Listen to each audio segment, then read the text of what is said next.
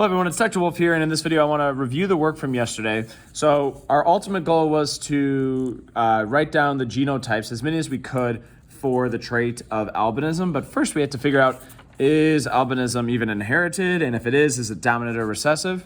So first thing I did is I just looked at this key here, and from seeing who is albino, so for instance is Stefani, I shaded those in. So notice for both of these it's the exact same shading, because for the phenotype that doesn't change. All right, shaded means albinism, not shaded means not having albinism. All right, then here I was like, okay, I'm gonna assume that the trait's dominant, and let's just play it out and see what happens. So if the trait is dominant, that means that those that are shading have to have that dominant allele, right? Big A, are they big A, little a? I'm not sure, so big A dash, big A dash, big A dash. And if you didn't have albinism, not albinism, that's little a, the only way you could express that phenotype is if you had both recessive alleles. So anyone that wasn't shaded, little a, little a. All right, so now if we look at this, is this possible? All right, what I'm gonna do is I'm gonna look at this individual that has this dominant A and say like, okay, which parent did they get it from? Well, there's no way they could have gotten it from dad. There's no way they could have gotten it from mom, right? They would have to have that dominant allele to pass down to their children, so it doesn't look like this pedigree works out. So we know that the trait is not dominant, all right? But is it recessive, right? Is it even inherited? So here, all right, same exact phenotype, but now we're gonna say dominant is not albinism and recessive is albinism. So all my individuals that have albinism, little a, little a, little a, little a, little a, little a, in order to express that trait of albinism. And anyone who doesn't, just big A, we know they at least have one dominant allele and dash, all right? So then we could say, okay, does this work out? How the heck do you have two parents that don't have albinism and then have three children, half of them that do? Well, let's see, little a here, could they have gotten it from a parent? Yeah.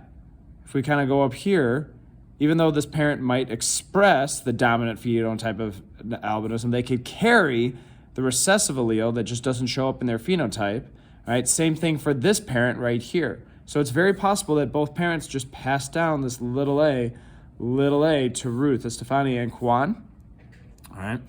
So in this case, this does work out. So if we were to look even further into this, yes, albinism is a recessive condition. So then what we could do is we could come over here and we could complete our pedigree for albinism. So for the key, again, albinism is the affected trait. So if you're shaded in albinism, white, not having albinism, all right? And then my genotype key, right? That was the whole point of doing this, is so we can make the genotype key. Dominant A, not albinism, little a, albinism. Albinism is recessive. So the first thing that I am going to do, and I already did, is I just look at anyone who has albinism, shaded in, and I just go little a, little a, little a, little a, little a, little a, right? You could just know their genotype from the phenotype. You have to have both recessive alleles in order to express albinism. And anyone who does not, big A dash, big A dash, big A dash. I know they have at least one dominant allele, but I'm not sure if they're big A or big A, little a. All right, so I'm just gonna go through and do that for every single person that's unshaded. Now what I could do, and this is why we make pedigrees, is we could figure out potentially what these other folks' genotypes are. All right, so here's an example. I'm gonna look at this family right here, so these two parents. And it looks like we have an individual that has albinism, little a, all right? Well, the only way that this child could have little a is if they got this little a from this parent. And then if this little a came from dad, well, then the other one had to come from mom. You get one allele from mom, one allele from dad. So this little a must have come from this parent, right? Okay. So that's how we know that this parent, both parents are going to be heterozygous in this case, all right? We could actually confirm this if we go up to this parent and look at the grandparents right here, right? Where did this mom get the dominant allele from? Well, could only have gotten it from mom right here, right? Could have only gotten it from mom, which means this allele had to come from the other parent. What's the only other allele that this parent could pass down?